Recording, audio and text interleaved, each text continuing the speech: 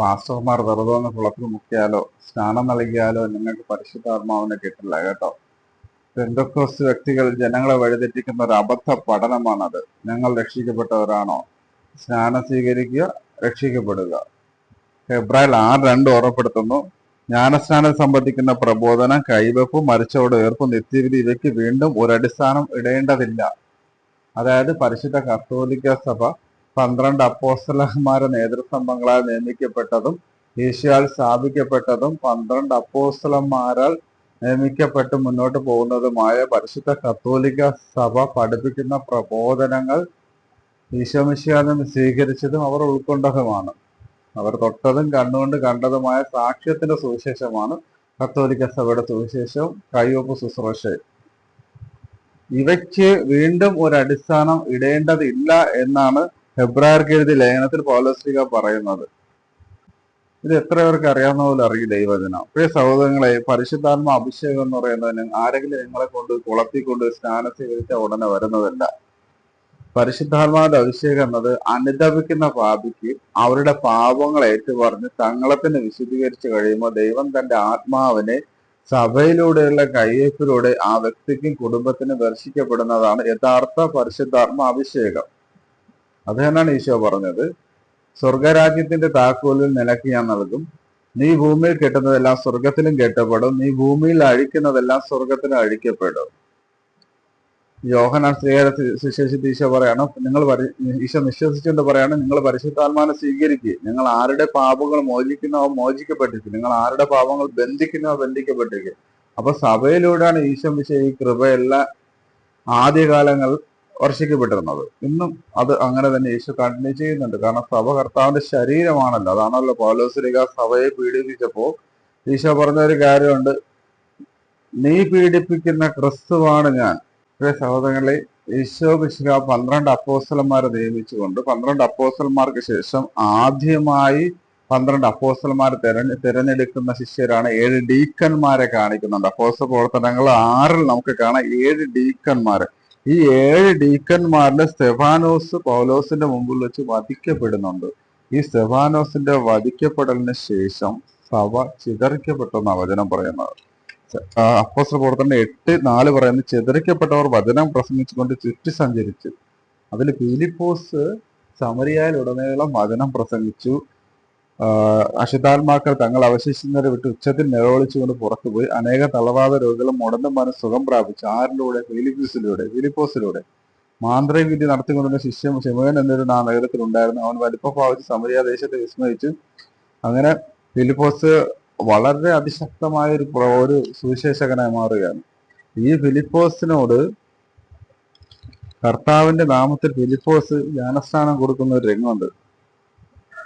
സമരിയാക്കാർ വചനം സ്വീകരിച്ചു എന്ന് കേട്ടപ്പോൾ, ഫിലിപ്പോസിലൂടെ സമരിയാക്കാർ വചനം സ്വീകരിച്ചു എന്ന് കേട്ടപ്പോൾ ജെറുസലേമിലുള്ള അപ്പോസ്തലന്മാർ പത്രോസിനെയും യോഹന്നാനെയും അവരുടെ അടുത്തേക്ക് അയച്ചു. അവർ ചെന്ന് അവിടെയുള്ളവർക്ക് പരിശുദ്ധാത്മാവിനെ സ്വീകരിക്കേണ്ടതിന് അവർക്ക് വേണ്ടി പ്രാർത്ഥിച്ചു. ആരാണ്? അപ്പോസ്തലന്മാർ. കാരണം അതുവരെ പരിശുദ്ധാത്മാ അവരുടെ ആരുടെയും വന്നിരുന്നില്ല. അവർ കർത്താവായ യേശുവിന്റെ നാമത്തിൽ ജ്ഞാനസ്നാനം സ്വീകരിക്കുക മാത്രമേ ചെയ്തിരുന്നുള്ളൂ. കണ്ടോ? ഫിലിപ്പോസ് അഭിഷിക്തനായിരുന്നു. ഈശോയുടെ കരങ്ങൾ കൂടെ ഉണ്ടായിരുന്നു. പൈശാചികതകൾ ബഹിഷ്കരിക്കുന്നു, തിന്മകൾ വിട്ടുപോകുന്നു, അലറി വിളിച്ചുകൊണ്ട് പോവുകയാണ്. പക്ഷെ ഈ ഫിലിപ്പോസിലൂടെ സ്നാനം സ്വീകരിച്ചപ്പോൾ അത് മതിയായിരുന്നില്ല ഒരു വ്യക്തിക്ക് പരിശുദ്ധാത്മാവ് വരുവാൻ വേണ്ടി. നമുക്കറിയാം പൗലോസ്ലീഹയുടെ സ്നാനം പോലും അനനിയാസിന്റെ കൈവപ്പിലൂടെയാണ് ലഭിക്കുന്നത്. പൗലോസ്ലീഹയ്ക്ക് ഈശോ പ്രത്യക്ഷപ്പെടുന്നുണ്ട്. വീണ്ടും ഈശോ തന്റെ ശിഷ്യന്റെ കൈവപ്പ് ലഭിക്കാൻ വേണ്ടി പൗലോസ്ലീഹ കണ്ണ് കാഴ്ചയില്ലാത്തവനാകുന്നു. പിന്നെ അനനിയാസ് വന്ന് കൈവപ്പ് കൊടുത്ത് സ്നാനം സ്വീകരിച്ചതിന് ശേഷമാണ് പൗലോസ്ലീഹയ്ക്ക് കൃപ തിരിച്ചു കിട്ടുന്നത്. ഇവിടെ നമുക്ക് കാണാം 12 അപ്പോസ്തലന്മാരുടെയും സഭയുടെയും കൈവപ്പ് അധികാരത്തിലൂടെയും ശുശ്രൂഷ അധികാരത്തിലൂടെയാണ് ശിഷ്യന്മാർ അപ്പോസ്തലന്മാർ അയക്കപ്പെടുന്നത്. പെന്തക്കോസ്തുകാരോട് ചോദിക്കാനുള്ളത്, പെന്തക്കോസ്തുകാർക്ക് ആരിൽ നിന്നാണ് ശുശ്രൂഷ അധികാരം ലഭിച്ചത്? പൗലോസ് അപ്പോസ്തലനെ പോലും സഭാ ശുശ്രൂഷയ്ക്കായി നിയമിച്ചത് അപ്പോസ്തലന്മാരാണ്. പെന്തക്കോസ്ത് പാസ്റ്റർമാരെ നിയമിച്ചത് ആരാണ് എന്നുള്ള ചോദ്യത്തിന് ഉത്തരം ഇപ്പോഴും കിട്ടിയിട്ടില്ല. പരിശുദ്ധാത്മാവിനെ ലഭിച്ചവരെ ശുശ്രൂഷാധികാരം നൽകി അയക്കുന്നത് അപ്പോസ്തലന്മാരാണ്. നിയമിക്കാൻ അയക്കപ്പെടാനും നിങ്ങൾക്ക് ആരാണ് അധികാരം നൽകിയെന്നതും പെന്തക്കോസ്തുകാരോട് ചോദിക്കപ്പെടേണ്ട ഒരു ചോദ്യമാണ്. അതുപോലെ തന്നെ പെന്തക്കോസ്തുകാർക്ക് ആരിൽ നിന്നാണ് കൈവപ്പ് അധികാരം ലഭിച്ചത്? ഗലാത്യർ 2:9 നേതൃസംഭവങ്ങളായി ഗണിക്കപ്പെടുന്ന യാക്കോബും കേഫായും യോഹന്നാനും ദൈവത്തിന്റെ കൃപ എനിക്ക് ലഭിച്ചിരിക്കുന്നുവെന്ന് കണ്ട് തങ്ങളുടെ കൂട്ടായ്മയുടെ വലത്തുകരം എനിക്കും ബർന്നബാസിനും നീട്ടിത്തന്നു. അങ്ങനെ വിജാതിയുടെ അടുത്തേക്ക് ഞങ്ങളും പരിച്ഛേദരുടെ അടുത്തേക്ക് അവരും പോകാൻ തീരുമാനമായി. അപ്പൊ പിന്നെ ഈ പെന്തക്കോസ്തുകാർക്ക് ആരിൽ നിന്നാണ് കൈവപ്പ് അധികാരം കിട്ടിയത്? നേതൃസ്തംഭങ്ങളായി ഗണിക്കപ്പെട്ടിരുന്ന പത്രോസും യോഹന്നാനിലൂടെയാണ് പൗലോസ്ലീഹ പോലും അധികാരം വാങ്ങിച്ചുകൊണ്ട് തന്റെ ശുശ്രൂഷ ചെയ്യുമ്പോൾ പെന്തക്കോസ്തുകാർക്ക് ആരിൽ നിന്ന് കിട്ടി എന്നുള്ള ചോദ്യത്തിന് ഉത്തരം തരേണ്ടിയിരിക്കുന്നു. മാർട്ടിൻ ലൂതറിൽ നിന്നാണ് കിട്ടിയതെങ്കിൽ 1517 മാർട്ടിൻ ലൂതർ പോകുന്ന വർഷം ഞാൻ നിങ്ങൾക്ക് പറഞ്ഞു തരാം. 1517 ലൂതർണിസം എന്നൊരു ഗ്രൂപ്പോടുകൂടെ തന്റെ അഭിപ്രായ വ്യത്യാസങ്ങളിൽ മാർട്ടിൻ ലൂതർ പോകുന്നുണ്ട്. ആ വ്യക്തിയിൽ നിന്നാണോ പെന്തക്കോസ്തുകാർക്ക് കൈവപ്പ് അധികാരം കിട്ടിയത്?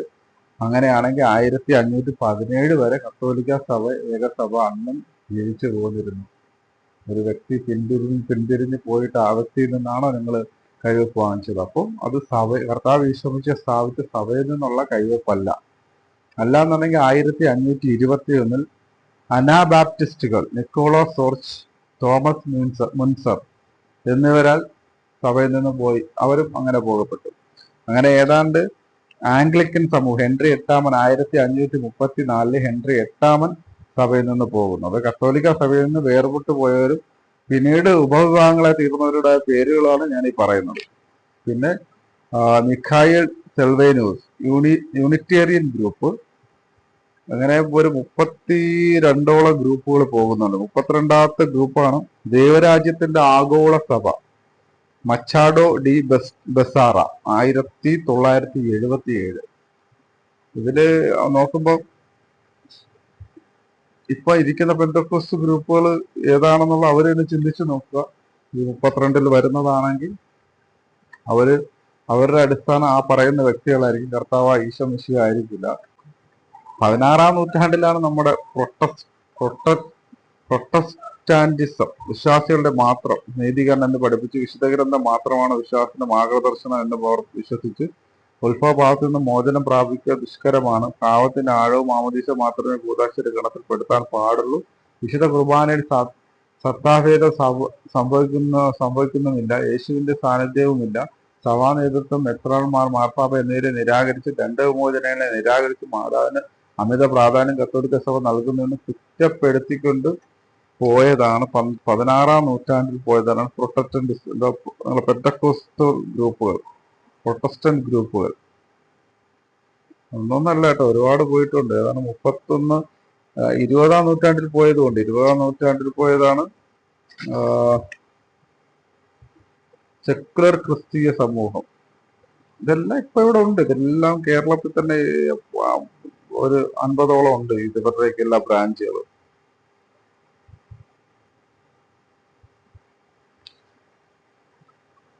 അപ്പൊ ശരി, സത്യം നിങ്ങൾ സ്വതന്ത്രരാക്കട്ടെ. വിശ്വാസത്തിൽ ഉറച്ചു നിൽക്കുക. സത്യം അറിയുന്നവർ ഉറച്ചു നിന്ന് പ്രവർത്തിക്കും. അപ്പൊ എനിക്കിത്രേ പറയാനുള്ള സഹോദരങ്ങളെ, എവിടെയാണ് നിങ്ങൾ നിൽക്കുന്നതെന്ന് നോക്കുക. കർത്താവ് ഈശോ മിശിഹ സ്ഥാപിച്ച സഭയിലാണോ? അത് ഈ പറഞ്ഞ 32ഓളം ഗ്രൂപ്പുകളിൽ ഏതെങ്കിലും ഒരു ഗ്രൂപ്പിലാണോ നിങ്ങൾ പെട്ടിരിക്കുന്നതെന്നൊന്ന് ആലോചിച്ച് നോക്കുക, ഓർത്തു നോക്കുക, വിലയിരുത്തുക. ഈ ഗ്രൂപ്പുകളാണ് നിങ്ങളുടെ ലക്ഷ്യം. ആ വ്യക്തികളുടെ സ്വാർത്ഥ ലാഭങ്ങളാണ് അവരുടെ നേട്ടമെന്ന് നിങ്ങൾ മനസ്സിലാക്കുക. നിങ്ങളുടെ നന്മയല്ല അവർ ആഗ്രഹിക്കുന്നത്, അവരുടെ വളർച്ചയാണ് അവർ ആഗ്രഹിക്കുന്നത്. കർത്താവ് ഈശോ മിശിഹായുടെ സുവിശേഷത്തിന്റെ ഉയർച്ചയോ ഈശോയുടെ പൗലോസ്ലീഹ പറയുന്നത് പോലെ അവരുടെ അറിവ് ശരിയാണെന്ന് അവരുടെ റൂട്ട് തെറ്റാണ്. പ്രിയ സഹോദരങ്ങളെ, ഇത്രേ പറയാനുള്ളൂ. കർത്താവ് ഈശോ മിശിഹ സ്ഥാപിച്ച സഭയിലാണോ നിങ്ങൾ ആയിരിക്കുന്നത്? അതോ സഭയിൽ നിന്ന് വേർതിരിഞ്ഞ് ഇതുപോലെ പല അഭിപ്രായ വ്യത്യാസങ്ങളിൽ പോയ വ്യക്തികളുടെ ഗ്രൂപ്പുകളിലാണോ നിങ്ങൾ ആയിരിക്കുന്നതെന്ന് ചിന്തിക്കുക. എവിടെ നിൽക്കണമെന്നുള്ളത് നിങ്ങൾ തീരുമാനിക്കുക. നിങ്ങളുടെ വിശ്വാസത്തെ നിങ്ങൾ മുറുകെ പിടിച്ചുകൊണ്ട്, അതേ സഹോദരങ്ങളെ ഇത്രേ പറയാനുള്ളൂ. കർത്താവ് ഈശോമിശിഹായെ സ്ഥാപിച്ച സഭയിലായിരിക്കണോ, അതോ ഇതുപോലെ സഭയിൽ നിന്ന് വേർതിരിഞ്ഞു പോയി തന്നിഷ്ടത്തിന് ഗ്രൂപ്പുകൾ തുടങ്ങിയവരോടൊപ്പം ആയിരിക്കണോ? എവിടെയാണ് നിങ്ങൾക്ക് രക്ഷിക്കപ്പെടുന്നതെന്ന് നിങ്ങൾ ഇനി ചിന്തിച്ച് നോക്കുക. രക്ഷിക്കപ്പെടൽ കത്തോലിക്ക സഭയിലാണോ അതോ ഇതുപോലുള്ള വ്യക്തികളിലാണോ എന്നുള്ളത് നിങ്ങൾ സ്വയം വിലയിരുത്തുക. ശരിയായ തിരിച്ചറിവ് കിട്ടി സഭയിലോട്ട് തിരിച്ചു വരിക എന്നാണ് ഈശോ ആഗ്രഹിക്കുന്നത്. കാരണം ഓരോ ആത്മാവിനെയും വേണ്ടി ഈശോ ഒരുപാട് ദാഹിക്കുന്നുണ്ട്. അപ്പൊ എല്ലാവരും സഭയിലോട്ട് വരണമെന്ന് തന്നെയാണ് ഈശോയുടെ ആഗ്രഹം. ചില വ്യക്തികൾ അവരുടെ പാപാവസ്ഥയിലെന്നേ പറയാൻ ഒക്കുള്ളൂ. വിശുദ്ധിയില്ലായ്മ, സഭയിലായിരിക്കുക വിശുദ്ധിയാണ്, വിശുദ്ധിയില്ലായ്മയിൽ അവർ വഴിതെറ്റി പോകും. ഈ വഴിതെറ്റി പോകുന്നവരുടെ അന്തനെ നയിച്ച രണ്ടുപേരും പൊട്ടക്കിണക്കിൽ വീഴുമെന്നാണല്ലോ. അപ്പൊ ഇതാണ് ഇവിടുത്തെ ഒരു അവസ്ഥ.